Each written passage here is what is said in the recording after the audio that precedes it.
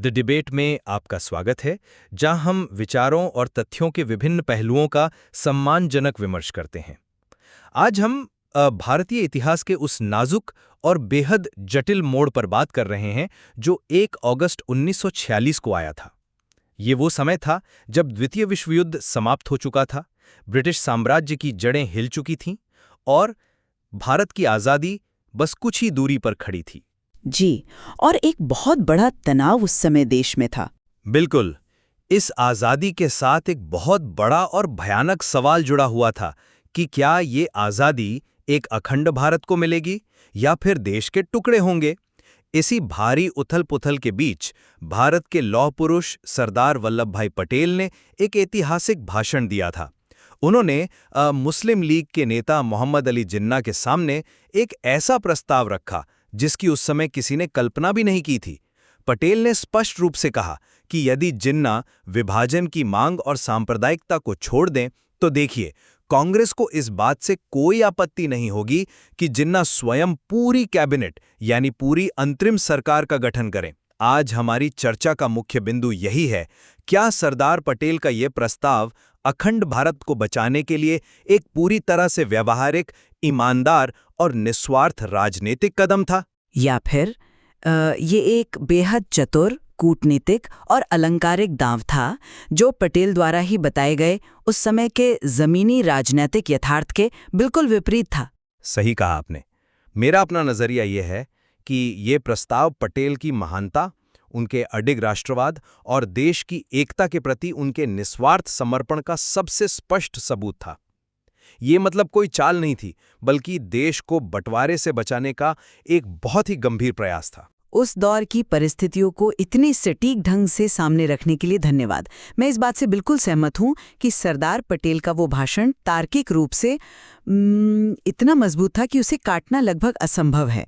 लेकिन जब हम इस विशिष्ट प्रस्ताव यानी जिन्ना को पूरी सरकार सौंपने की पेशकश की बात करते तो मैं इसे एक बिल्कुल अलग नजरिए से देखती हूँ। सैद्धांतिक तौर पर यह प्रस्ताव बहुत ही महान, उदार और आदर्शवादी लगता है।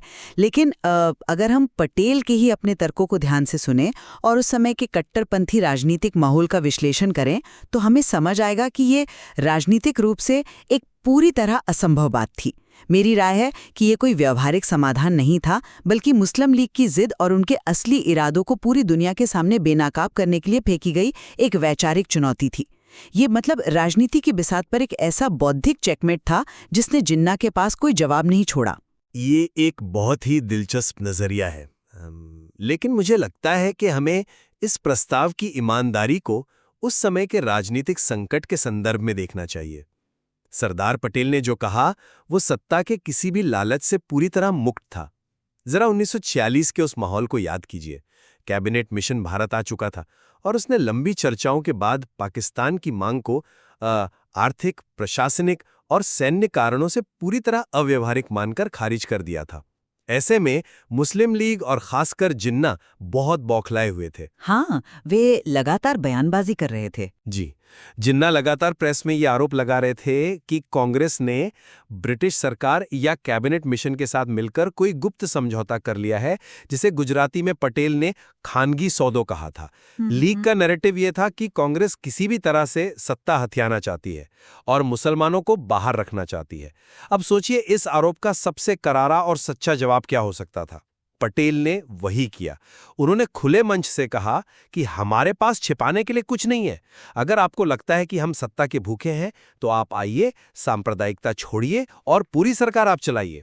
ये दर्शाता है कि पटेल की लड़ाई जिन्ना से व्यक्तिगत नहीं थी, बल्कि उस जहरीली विचारधारा से थी जो देश को तोड़ रही थी। ये महज एक कूटनीतिक चाल नहीं हो सकती। ये एक सच्चे राजनेता का अखंड भारत के लिए किया गया सबसे पारदर्शी और बड़ा त्याग था। मैं आपकी इस बात से बिल्कुल इनकार नहीं करती कि पटेल ने लीग के उस गुप्त समझौते वाले झूठे प्रचार की हवा निकाल दी थी। लेकिन देखिए, क्या हम यहाँ पटेल के ही उस तर्क को नज़रअंदाज नहीं कर रहे हैं जो उन्होंने उसी भाषण में दिया था? आप कह रहे हैं कि ये एक व्यावहारिक और सच्चा प्रयास था, लेकिन पटेल स्वयं ये साबित कर चुके थे कि कांग्रेस और मुस्लिम लीग का एक साथ मिलकर काम करना लगभग असंभव है। अपनी बात को पुख्ता करने के लिए पटेल ने द्वितीय विश्व युद्ध के दौरान इंग्लैंड की सरकार का एक बहुत ही शानदार उदाहरण दिया था। उन्होंने बताया कि इंग्लैंड में युद्ध के समय लेबर पार्टी और कंजर्वेटिव पार्टी, जिनकी विचारधाराएं बहुत अलग थीं, उन्होंने मिलकर एक गठबंधन सरकार बनाई। वो गठबंधन क्यों सफल हुआ? क्योंकि दोनों पार्टियों का एक ही अंतिम लक्ष्य था, जर्मनी और जापान को हराना और अपने देश को बचाना। बिल्कुल, पटेल ने ये उदाहरण बहुत सोच समझ कर दिया था। हाँ, लेकिन पटेल ने भारत के संदर्भ में इसका क्या निष्कर्ष निकाला? उन्होंने स्पष्ट रूप से कहा कि भारत में स्थिति बिल्कुल उलट है। यहाँ कांग्रेस का एकमात्र लक्ष्य एक स्वतंत्र, संघीय और अखंड भारत का निर्माण करना है, जबकि मुस्लिम लीग का एकमात्र लक्ष्य भारत का विभाजन करके पाकिस्तान बनाना है। जब दो प्रमुख राजनीतिक दलों के बुनियादी उद्देश्य ही एक दूसरे के इतने घोर विरोधी हों, तो उनके बीच कोई भी गठबंधन कैसे काम कर सकता है? पटेल ने खुद इस बात की चेतावनी दी थी कि अगर ऐसी दो विपरीत विचारधाराओं को जबरदस्ती एक ही कैबिनेट में साथ बैठा दिया गया तो उसका परिणाम देश के लिए विनाश के अलावा कुछ नहीं होगा। तो जरा सोचिए, जो राजनेता खुद ये कह रहा है कि इन लोगों के साथ काम करना असंभव और विनाशकारी है, वो अचानक से उन्हीं लोगों को पूरे देश की सत्ता सौंपने का व्यवहारिक प्रस्ताव कैसे दे सकता है? ये स्पष्ट रूप से एक विरोधाभास है। इसीलिए मैं मानती हूँ कि ये प्रस्ताव सत्ता सौंपने के लिए नहीं, बल्कि जिन्ना को उनके ही बुने हुए जाल में फंसाने के लिए एक रणनीतिक कदम था। मैं समझ पा रहा हूं कि आप उस विरोधाभास को किस तरह देख रही हैं। इंग्लैंड के गठबंधन वाले उदाहरण में पटेल का विश्लेषण एकदम सटीक था, लेकिन मुझे लगता है कि आप पटेल के प्रस्ताव की सबसे महत्वपूर्ण लाइन को छोड़ रही हैं। पटेल ने ये नहीं कहा था कि जिन्ना अपनी विभाजनकारी विचारधारा के साथ आएं और सरकार बना लें। पटेल की शर्त बहुत ही स्पष्ट, निर्णायक और बुनियादी थी। उन्होंने कहा था, कौमोवाद छोड़ो और राष्ट्रवाद अपनाओ, यानी सांप्रदायिकता का त्याग करो। ये कोई छोटी शर्त नहीं थी। ये शर्त उस विरोधाभास को ही खत्म कर देती है जिसका आपने जिक्र किया। लेकिन क्या ये शर्त उस समय के माहौल में व्यावहारिक थी? यही तो राजनीति की गहराई है। अगर जिन्ना सांप्रदायिकता छोड़ देते और राष्ट्रवाद को अपना लेते तो मुस्लिम लीग और कांग्रेस के बीच का वो बुनियादी अंतर ही खत्म हो जाता। तब दोनों का लक्ष्य एक हो जाता, भारत का विकास और स्वतंत्रता। पटेल ये कह रहे थे कि हमारी समस्या मुसलमानों के सत्ता में आने से नहीं है, हमारी समस्या उस विचारधारा से है जो देश को बांट रही है। यदि आप उस जहर को निकाल दें तो हमें आपके नेतृत्व में भी काम करने में कोई आपत्ति नहीं है। ये शर्त इस प्रस्ताव को एक वैचारिक चुनौती से कहीं आगे ले जाकर एक यथार्थवादी समाधान बनाती है। ये जिन्ना को एक सम्मानजनक मार्ग पर वापस लौटने का खुला निमंत्रण था। अगर कांग्रेस महज सत्ता की भूखी होती तो वो ऐसा प्रस्ताव कभी नहीं रखती। पटेल ने गेंद पूरी तरह से जिन्ना के पाले में डाल दी थी। आपकी ये बात बहुत तर्कसंगत लगती है कि यदि जिन्ना बदल जाते तो सब ठीक हो जाता, लेकिन एक इतिहासकार या विश्लेषक के रूप में हमें उस समय की जमीनी हकीकत पर भी नजर डालनी होगी। अगस्त 1946 का वो महीना कोई सामान्य समय नहीं था। मुस्लिम लीग ने कैबिनेट मिशन प्लान को खारिज कर दिया था और डायरेक्ट एक्शन यानी सीधी कार्रवाई का प्रस्ताव पारित कर दिया था। जिन्ना सार्वजनिक रैलियों में खुलेआम कह रहे थे कि अब उन्होंने संवैधानिक तरीके छोड़ दिए हैं और उनके हाथ में एक पिस्तौल है। अब आप ही बताइए, जो नेता हिंसा भड़काने की बातें कर रहा हो, क्या उससे रातों रात सांप्रदायिकता छोड़कर राष्ट्रवाद अपनाने की उम्मीद करना यथार्थवाद है? पटेल इस बात को बखूबी समझते थे। बिल्कुल, और पटेल ने उस भाषण ने जिन्ना की इस पिस्तौल वाली धमकी का बड़ा ही ठंडा और बेबाक विश्लेषण किया था। पटेल ने जनता से पूछा कि ये पिस्तौल किसकी तरफ तानी गई है। ब्रिटिश सरकार तो पहले ही ये स्पष्ट कर चुकी है कि वो भारत छोड़कर जा रही है, तो क्या लीग अंग्रेजों पर गोली चलाएगी? नहीं, पटेल का निष्कर्ष एकदम स्पष्ट था कि ये पिस्तौल कांग्रेस, हिंदुओं और भारत के निर्दोष नागरिकों की ओर तानी गई है। जो व्यक्ति आपके निर्दोष देशवासियों पर हिंसक कार्रवाई करने की धमकी दे रहा हो, उसे सरकार बनाने का आमंत्रण देना क्या एक वास्तविक नीति हो सकती है? पटेल एक अत्यंत व्यवहारिक नेता थे। वे कोई ख्याली पुलाव नहीं पका रहे थे। वे अच्छी तरह जानते थे कि जिन्ना कभी भी अपनी विभाजनकारी जिद नहीं छोड़ेंगे। इसीलिए मेरा ये दृढ़ मत है कि ये प्रस्ताव वास्तव में जिन्ना का असली चेहरा दुनिया को दिखाने का एक अस्त्र था, ये साबित करने के लिए कि लीग को न तो देश की परवाह है, न ही शांति की। आपकी बात में वजन है कि माहौल बहुत हिंसक और तनावपूर्ण था, लेकिन हमें ये भी देखना होगा कि पटेल उस भाषण में सिर्फ भावनाएं नहीं भड़का रहे थे, बल्कि वो एक एक करके जिन्ना के झूठे नैरेटिव और उनके कानूनी तर्कों को भी पूरी तरह से ध्वस्त कर रहे थे। वे केवल धमकियों का जवाब नहीं दे रहे थे, बल्कि तर्कों के आधार पर मुस्लिम लीग को निरस्त कर रहे थे। चलिए 16 जून के बयान की धारा 8 वाले विवाद को ही ले लेते हैं। जो श्रोता इस तकनीकी बारीकी को नहीं जानते, उनके लिए बता दूं कि 16 जून को वायसराय ने अंतरिम सरकार बनाने का एक प्रस्ताव रखा था। उसकी धारा 8 में ये कहा गया था कि अगर कोई भी पार्टी इस योजना को स्वीकार नहीं करती है, तो वायसराय उन पार्टियों के साथ मिलकर सरकार बनाएंगे जो इसे स्वीकार करती हैं। जिन्ना ने यह सोचकर प्रस्ताव स्वीकार कर लिया कि कांग्रेस इसे ठुकरा देगी और लीग को अकेले सत्ता मिल जाएगी। लेकिन कांग्रेस ने लंबी अवधि वाली संविधान सभा की योजना को स्वीकार कर लिया। इसके बाद इस धारा 8 की व्याख्या को लेकर एक भारी कानूनी गतिरोध पैदा हो गया। और जिन्ना ने इसका पूरा दोष कांग्रेस के सिर मढ़ दिया कि कांग्रेस बेईमानी कर रही है। और यहीं पर सरदार पटेल का वो शानदार कानूनी दिमाग सामने आता है। पटेल ने अपने भाषण में एक अत्यंत तार्किक सवाल उठाया। उन्होंने कहा कि सर स्टैफर्ड क्रिप्स, जो कैबिनेट मिशन के सदस्य थे, इंग्लैंड के एक बहुत ही जाने माने और काबिल वकील हैं, और दूसरी तरफ मिस्टर जिन्ना स्वयं एक बहुत ही उम्दा बैरिस्टर हैं। पटेल ने कहा कि यदि दो इतने बड़े और समर्थ वकील एक ही धारा का एक समान अर्थ नहीं निकाल पा रहे हैं, अगर उन दोनों के बीच ही इतनी भारी गलतफहमी हो गई है, तो इसमें कांग्रेस का क्या दोष है? पटेल ने इस तर्क से पूरी तरह स्पष्ट कर दिया कि यह कांग्रेस का कोई षड्यंत्र नहीं था, बल्कि लीग और ब्रिटिश मिशन के बीच समझ का अभाव था। पटेल जिन्ना की हर चाल को, उनके हर बहाने को नाकाम कर रहे थे, और जो सरकार बनाने का प्रस्ताव पटेल ने दिया, वो इसी तार्किक श्रृंखला का अंतिम हिस्सा था। जब जिन्ना के सारे झूठे आरोप खारिज हो गए, उनके सारे कानूनी दांव फेल हो गए, तब पटेल ने कहा कि अब आपके पास कोई बहाना नहीं है, अब आप सांप्रदायिकता छोड़िए और आकर देश चलाइए। ये पूरी तरह से एक ईमानदार और तार्किक पेशकश थी। मैं इस बात की पूरी प्रशंसा करती हूँ कि पटेल ने लीग के कानूनी तर्कों को कितनी आसानी से और तार्किक रूप से निरस्त कर दिया था। धारा 8 पर उनका तर्क वाकई लाजवाब था। लेकिन जब आप कहते हैं कि ये एक ईमानदार पेशकश थी, तो जरा इस तथ्य पर भी गौर कीजिए कि पटेल लीग के दोहरे मापदंडों को कैसे उजागर कर रहे थे। पटेल ने बताया कि जिन्ना एक तरफ तो बड़े गर्व से दावा कर रहे थे कि उन्होंने कैबिनेट मिशन प्लान को इसलिए स्वीकार किया है क्योंकि यह पाकिस्तान की ओर उनका पहला कदम है, और दूसरी तरफ वे उसी कांग्रेस और कैबिनेट मिशन को खुलेआम गालियां भी दे रहे थे। पटेल ने बहुत ही चुभता हुआ सवाल पूछा था कि क्या गालियां देना और अपमान करना मित्रता का हाथ बढ़ाने का तरीका है? हाँ, पटेल ने कांग्रेस और लीग की बैठकों के माहौल की तुलना भी की थी। एकदम सही। पटेल ने ये स्पष्ट किया कि अखिल भारतीय कांग्रेस कमेटी की बैठकों में बहस होती है, मतभेद होते हैं, लेकिन मुस्लिम लीग के खिलाफ कभी कोई अपशब्द या व्यक्तिगत आरोप नहीं लगाए जाते। कांग्रेस एक जिम्मेदार संस्था की तरह व्यवहार करती है। इसके ठीक विपरीत मुस्लिम लीग काउंसिल की बैठकें गालियों, अपमान और असंसदीय भाषा से भरी होती थीं। अब आप खुद सोचिए, जो राजनीतिक दल ऐसी अभद्र असंसदीय भाषा का प्रयोग कर रहा हो, जिसके नेता खुलेआम हिंसा की धमकियां दे रहे हों, क्या सरदार पटेल जैसा एक दूरदर्शी और अनुशासन प्रिय राजनेता उस दल के नेता को सचमुच पूरे देश की सत्ता सौंपना चाहेगा? मुझे ये बिल्कुल मुमकिन नहीं लगता। ये प्रस्ताव महज ये दिखाने के लिए था कि मुस्लिम लीग का नेतृत्व किस हद तक पाखंडी और गैर जिम्मेदार हो चुका है। पटेल बस आईना दिखा रहे थे। मैं आपकी इस बात से बिल्कुल सहमत हूं कि मुस्लिम लीग का व्यवहार बेहद असंसदीय था और पटेल ने इसे बहुत प्रभावशाली ढंग से उजागर भी किया।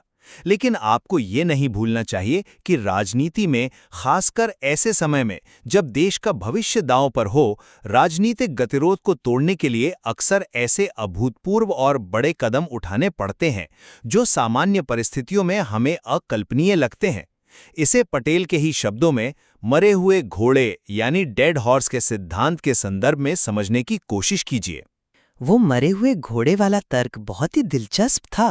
बिल्कुल, पटेल ने स्पष्ट रूप से कहा था कि पाकिस्तान बनाने के विचार को कैबिनेट डेलीगेशन द्वारा पूरी तरह से जांचा और परखा जा चुका था। उन्होंने हर एंगल से देखा और अंततः उसे पूरी तरह से अस्वीकार्य घोषित कर दिया। पटेल के शब्दों में अब इस पुरानी रट को दोहराना, पाकिस्तान पाकिस्तान चिल्लाना मरे हुए घोड़े को कोड़े मारने के समान था। पटेल जानते थे कि कानूनी और तार्किक रूप से पाकिस्तान की मांग अब मृत प्राय हो चुकी है। जिन्ना के पास अपनी बात मनवाने या पीछे हटने का कोई सम्मानजनक रास्ता नहीं बचा था। ऐसे में पटेल ने उन्हें एक बहुत ही बड़ा और गरिमापूर्ण निकास मार्ग या कहें एक एग्जिट रूट प्रदान किया। यह प्रस्ताव जिन्ना को यह संदेश था कि आपकी अलगाववादी मांग खारिज हो चुकी है, आप हार चुके हैं, लेकिन यदि आप अपनी जिद छोड़ते हैं और देश की मुख्यधारा में लौटते हैं तो हम आपको सर्वोच्च सम्मान देने को तैयार हैं। ये महज पाखंड उजागर करना नहीं था, ये राष्ट्रहित में अपने राजनीतिक अहंकार को किनारे रखने का एक सर्वोच्च और अद्वितीय उदाहरण था।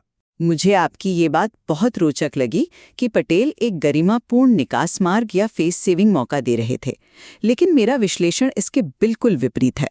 मेरा मानना है कि पटेल इस बात से भली भांति परिचित थे कि मुस्लिम लीग अपनी अतार्किक मांग मनवाने के लिए अब केवल और केवल धाक धमकी का ही सहारा ले रही है। जब पाकिस्तान की मांग तार्किक रूप से हार गई, जब वो मरा हुआ घोड़ा साबित हो गई, तभी तो उन्होंने डायरेक्ट एक्शन का हिंसक रास्ता चुना। इसी संदर्भ में पटेल ने लीग द्वारा ब्रिटिश उपाधियों के त्याग को भी एक नाटक करार दिया था। हाँ, लीग के नेताओं ने अपने सर और खान बहादुर जैसे खिताब वापस करने शुरू कर दिए थे। और पटेल ने इस पर क्या कहा? पटेल ने इसका मजाक उड़ाते हुए कहा कि जब अंग्रेज खुद ही अपना बोलिया बिस्तर बांधकर भारत से जा रहे हैं तो उनके दिए गए खिताब वापस करने का क्या अर्थ है? ये सिर्फ जनता को बेवकूफ बनाने का एक ड्रामा है। और इसके साथ ही पटेल ने स्पष्ट रूप से गर्जना की थी कि कांग्रेस कोई डरपोक संस्था नहीं है। कांग्रेस ने ब्रिटिश साम्राज्य की तोपों और जेलों का सामना किया है। उसने कभी धमकियों के सामने घुटने नहीं टेके हैं। इसलिए मेरा ये मानना है कि जिन्ना को सरकार सौंपने का प्रस्ताव कोई निकास मार्ग नहीं था। ये साबित करने का अंतिम प्रमाण था कि जिन्ना वास्तव में मुसलमानों के कल्याण या सत्ता की परवाह नहीं करते थे। उन्हें केवल और केवल देश के टुकड़े चाहिए थे। पटेल ने ये प्रस्ताव देकर जिन्ना का असली चेहरा, उनकी सत्ता की भूख नहीं बल्कि उनकी विभाजनकारी जिद को दुनिया के सामने नंगा कर दिया। ये सच है कि पटेल के इस कदम ने अंततः जिन्ना के असली चेहरे को दुनिया के सामने ला दिया, लेकिन इसका मतलब ये नहीं निकाला जा सकता कि पटेल के प्रस्ताव में सत्यनिष्ठा या ईमानदारी की कमी थी। जरा एक पल के लिए कल्पना कीजिए, यदि जिन्ना उस दिन यह प्रस्ताव स्वीकार कर लेते, यदि वे सचमुच कहते कि ठीक है, मैं सांप्रदायिकता का त्याग करता हूं और मैं कैबिनेट बनाऊंगा, तो क्या सरदार पटेल या कांग्रेस अपनी बात से पीछे हट जाते? बिल्कुल नहीं। पटेल के शब्द एकदम स्पष्ट थे। उन्होंने कहा था, मैं मिस्टर जिन्ना को आश्वस्त करता हूं। कांग्रेस उस समय एक बेहद सम्मानित संस्था थी जिसका नेतृत्व गांधी, नेहरू और पटेल कर रहे थे। वे अपनी नैतिक जिम्मेदारियों से कभी पीछे नहीं हटते। पटेल ने साफ कहा था कि आपसी झगड़े छोड़कर रचनात्मक सहयोग के मार्ग पर चलना ही मुसलमानों और पूरे देश के हित में है। ये केवल एक राजनीतिक बयानबाजी नहीं थी, यह आने वाले भविष्य की ओर एक इशारा था और एक गहरी चेतावनी भी। दुर्भाग्य से, जैसा कि हम सब जानते हैं, इस भाषण के मात्र 15 दिन बाद ही कलकत्ता में 16 अगस्त 1946 को जो भीषण नरसंहार हुआ, जिसने साबित कर दिया कि पटेल की हर आशंका कितनी सत्य थी। लेकिन उस दिन 1 अगस्त को, उस विशिष्ट क्षण में, पटेल ने शांति और अखंडता का वह दरवाज़ा अपनी तरफ से पूरी तरह से खोल के रखा था। मैं इस बात से पूरी तरह सहमत हूं कि यदि जिन्ना ने अपने अहंकार को किनारे रखकर वो प्रस्ताव स्वीकार कर लिया होता तो दक्षिण एशिया का इतिहास निश्चित रूप से कुछ और ही होता। और कलकत्ता के नरसंहार ने वास्तव में खून से ये सिद्ध कर दिया कि जिन्ना की वो पिस्तौल जिसके बारे में पटेल ने चेतावनी दी थी, वो अपने ही निर्दोष देशवासियों की ओर तानी गई थी। लेकिन यही चीज़ मेरे तर्क के मूल को और मजबूत करती है। सरदार पटेल कोई साधारण राजनेता नहीं थे, वे एक असाधारण दूरदर्शी नेता थे। वे जिन्ना की मानसिकता और मुस्लिम लीग की कार्यप्रणाली की रग रग से वाकिफ थे। वे जानते थे कि जिन्ना का कभी भी कांग्रेस से सीधे संपर्क न करना, हर बात के लिए वाइसराय के पास दौड़ना और हर बार केवल अनुचित मांगे रखना एक बहुत गहरी राजनीतिक बीमारी का लक्षण था। पटेल का वो प्रस्ताव उस बीमारी का इलाज नहीं था, क्योंकि पटेल जानते थे कि मरीज इलाज चाहता ही नहीं है, वो प्रस्ताव एक ऐसा विशाल आईना था जिसे जिन्ना और पूरी दुनिया के सामने रखा गया था, ताकि इतिहास ये देख सके कि जब एकता और सत्ता का सर्वोच्च प्रस्ताव रखा गया, तब भी लीग ने अपनी विभाजनकारी जिद नहीं छोड़ी। ये पटेल की कूटनीति का वो शिखर था जहां उन्होंने बिना जमीन का 1 इंच समझौता किए एक बहुत बड़ी नैतिक विजय प्राप्त कर ली थी। हमारी इस लंबी और गहन चर्चा के बाद यदि मैं अपने रुख को संक्षेप में समेटने का प्रयास करूं, तो मैं यही कहूंगा कि 1 अगस्त 1946 का वो प्रस्ताव और उसमें निहित सरदार पटेल की चेतावनियां उनके अद्वितीय और दूरदर्शी नेतृत्व का प्रतीक हैं। ये प्रस्ताव इस बात का सबसे बड़ा सबूत है कि कांग्रेस और विशेष रूप से सरदार पटेल के लिए महज सत्ता हासिल करने का कोई महत्व नहीं था। उनके लिए सर्वोपरि थी देश की एकता और अखंडता। उन्होंने एक ऐसा राजनीतिक त्याग करने की पेशकश की थी जहां बहुसंख्यक पार्टी अल्पसंख्यक पार्टी के नेता को पूरा देश सौंपने को तैयार थी, बस शर्त ये थी कि देश एक रहे। विश्व इतिहास में ऐसे निस्वार्थ राजनीतिक प्रस्ताव के उदाहरण विरले ही मिलते हैं। और मैं आपके इस निष्कर्ष का पूरा सम्मान करते हुए भी अपनी इस बात पर कायम हूं कि पटेल का तर्कशास्त्र बेजोड़ था। उन्होंने जिस तरह एक कुशल बैरिस्टर की भांति लीग के झूठे आरोपों, चाहे वो गुप्त समझौते का आरोप हो या धारा 8 के तकनीकी विवाद को एक-एक करके ध्वस्त किया, वो अपने आप में अद्भुत था। लेकिन ऐतिहासिक और राजनीतिक यथार्थ के परिप्रेक्ष्य में वो प्रस्ताव एक व्यवहारिक नीति से कहीं अधिक एक शक्तिशाली वैचारिक अस्त्र था। ये जानते हुए भी कि लीग का रुख पूरी तरह से हिंसक, हठधर्मी और असंसदीय हो चुका है, ये प्रस्ताव देकर पटेल ने एक ऐसी बौद्धिक विजय हासिल की थी जिसे जिन्ना कभी पार नहीं कर सके। ये जिन्ना की जिद को बेनकाब करने का एक मास्टर स्ट्रोक था। यद्यपि हमारे विश्लेषण के दृष्टिकोणों में भिन्नता है, लेकिन हम दोनों इस बात पर अवश्य सहमत हैं कि यदि उस दिन सरदार पटेल की सांप्रदायिकता छोड़ने और रचनात्मक सहयोग की बात मान ली गई होती, यदि उस मरे हुए घोड़े को जिंदा करने की जिद छोड़ दी गई होती, तो शायद इतिहास में विनाशकारी विभाजन और नरसंहार की उस भयानक त्रासदी को टाला जा सकता था। और उस समय की उथल-पुथल को सही मायने में समझने के लिए ये अत्यंत आवश्यक है कि हम इन घटनाओं का कई अलग-अलग दृष्टिकोणों से विश्लेषण करें। किसी एक ऐतिहासिक घटना या एक भाषण के पीछे कई परतें होती हैं, और पटेल का ये भाषण इसका एक उत्कृष्ट उदाहरण है। और इसीलिए हम यहाँ इस मंच पर एकत्रित होते हैं। इस विषय में गहराई से जानने और समझने के लिए स्रोत सामग्री में अभी भी बहुत कुछ शेष है। ये हमें उस युग की राजनीतिक व्यवस्थाओं, उस समय के नेताओं की रणनीतियों और सरदार पटेल जैसे नेतृत्व की महानता के बारे में और गहराई से सोचने पर विवश करता है। द डिबेट में आज हमारे साथ जुड़ने और इस बौद्धिक विमर्श का हिस्सा बनने के लिए आपका बहुत बहुत धन्यवाद।